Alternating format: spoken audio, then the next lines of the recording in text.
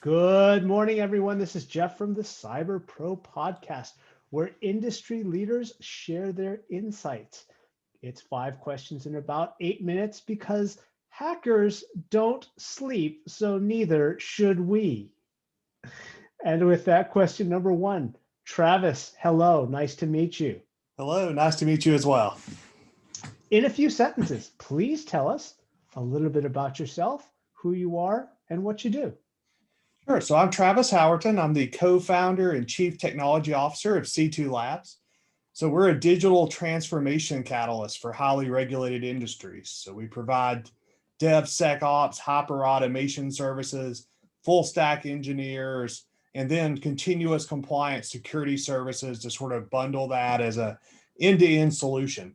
And so we've focused in services for the last 7 years or so, and we just made the transition into products. So now we're launching our Atlasity product to automate compliance and what we're calling RegOps, or regulatory operations, bringing the best of DevOps to the world of compliance. Excellent, excellent. What would you say is the best thing about not only being a CTO, but being a leader of your own company in these challenging times, unprecedented times? Yeah, I think it's the continuous learning. You don't get stuck into one peg and do one thing where you're a specialist. You're constantly learning. One day I'm part attorney, the next day I'm part accountant, the next day I'm cyber incident responder. And so there's a little bit of something every day that's different and new. And so if continuous learning and that the excitement of every day being something different is what I really love about a startup and running my own company with my fellow co-founder Anil, and as well as the cybersecurity field, because the threats are different every day, the technologies are different, and so it's not anywhere where you can sit idle and let grass grow. Yeah, very well put. So let's talk about that cybersecurity, right? We hear from the other industry leaders that we speak with that it has kind of elevated itself from a top 5, top 10 concern to something bigger and growing. What does that mean to you? I think for me, it's growing recognition of the importance of our field. For years, cyber was something you had to do at the end when some annoying cyber guy or girl shows up and says, "Hey, did you think about all this stuff we never told you anything about?" And, you try to bolt it on at the end. Now, I think most places build it through the life cycle. They know it's important. They know it's a threat to the business.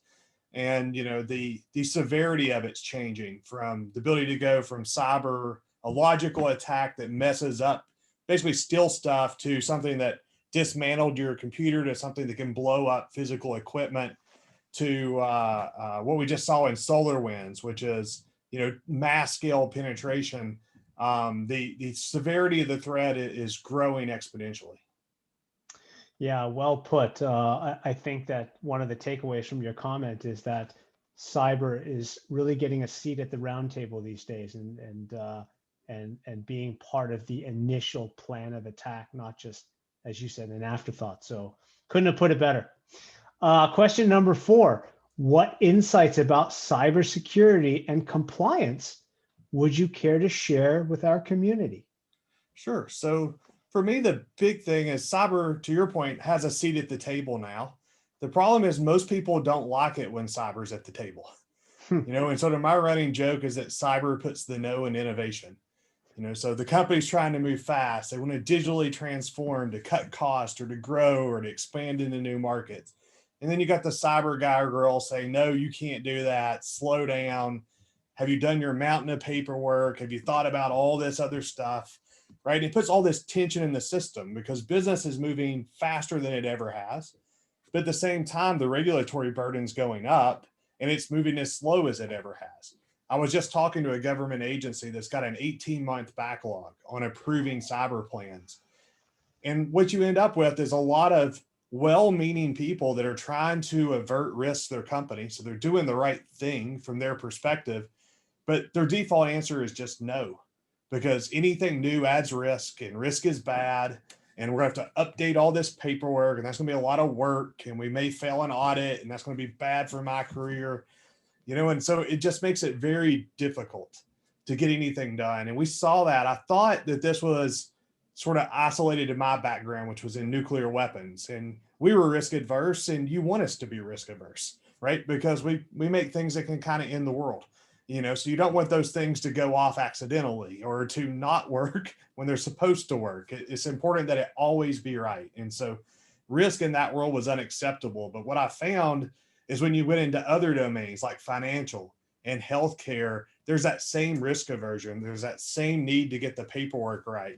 And so that's where we went back and said, there's got to be a better way to do this. We need the paper to move at the speed of digital transformation, because it doesn't today. And so that's why we've invented RegOps. And it's basically taking what we learned about DevOps and automating everything to imagine a world without paper, where it updates itself in real time, that just by following the process and doing things in a systematic way, all this work goes away. Your risk falls down because you know in real time what's happening, and you can react to it at lower cost, higher speed, and it basically allows business to go faster. And so we thought there was a ton of opportunity to innovate in this space, that it was just right for digital transformation and automation. And so we've tossed our hat into the ring to see if we can put a dent in this problem and make a difference in some meaningful, tangible way for our customers and our stakeholders. And so that's what we're focused on today. Well, that's a huge task. I'm eminently respectful for companies like yours that try to take that on, because that's a big bull. I'm sure that there will be some people they're going to be more interested to learn about more of what you do, what your company does, a little bit more about your strategy and how you approach things. If they do, what's the best way for them to get a hold of you? Sure. So we're meeting with customers all the time. So phone's not a great mechanism, but you can catch me on LinkedIn. So you can find me at Travis Howerton on LinkedIn. Also by email at thowerton@c2labs.com. So always happy to collaborate with folks, whether you're a potential customer of our platform, or you just want to geek out on cyber stuff, or you just need somebody you can ask a question to. We try to give back to the community and folks, which is why we're on this podcast. So if we can ever help, reach out anytime. Wonderful. Thank you. And thank you for your time as well, Travis. One last question. Question number 5, our funny favorite question. What is your favorite piece of retro technology that makes you smile? So that was a hard one for me, because I feel like I live in the future. And so I'm always looking forward to the next thing. I don't like to dwell on the past. But I did come up with one exception. So the one exception for me, I think, is early days CGI. I remember the first time I saw Star Wars and the special effects. It was like the coolest movie experience I ever had as a kid. And I've never replicated that since then. Maybe the closest was Avatar in 3D, decades later. But to me, it's the special effects in movies and sci-fi, and where we've now come to Marvel and other things. So those early days special effects still kind of get me. I still enjoy watching the old Star Wars and sort of reliving those moments as a kid. Brilliant. Brilliant.